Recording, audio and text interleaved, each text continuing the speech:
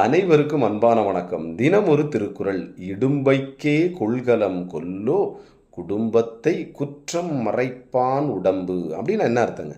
தன் குடிக்கு, தன்னுடைய சமுதாயத்திற்கு வரக்கூடிய குற்றத்தை வராமல் நீக்க முயல்கின்ற ஒருவனுடைய உடம்பு துன்பத்திற்கு இருப்பிடம் ஆனதோ அப்படின்னு ஒரு கேள்வி கேட்கிறார். கண்டிப்பா கிடையாது. புரியுதுங்களா? இடும்பை அப்படின்னா துன்பம், கொள்கலம் அப்படின்னு சொன்னால் அந்த துன்பத்தை ஏற்றுக்கொள்ளக்கூடிய ஒரு பாத்திரம், உடம்பு, கொல்லோ. அப்போ இவன் எதுக்காகமா? சமுதாயத்துக்காக உழைக்கிறவனுக்கு ஒரு துன்பம் என்பது ஏதாவது அணுகுமா அப்படின்னா கண்டிப்பாக அணுகாது. ஏன்னா அவன் என்ன பண்ணுறான்? தன் குடிக்கு வரக்கூடிய குற்றத்தை வராமல் நீக்க முயல்கின்றான். அதாவது அந்த அவனுடைய சார்ந்திருக்கக்கூடிய சமூகத்திற்கோ குடும்பத்திற்கோ வரக்கூடிய துன்பத்தை என்னமா தடுத்து நிறுத்துறான். புரியுதா? அவனுக்கு ஏதாவது ஒரு துன்பம் வருமா அப்படின்னா கண்டிப்பாக வராது.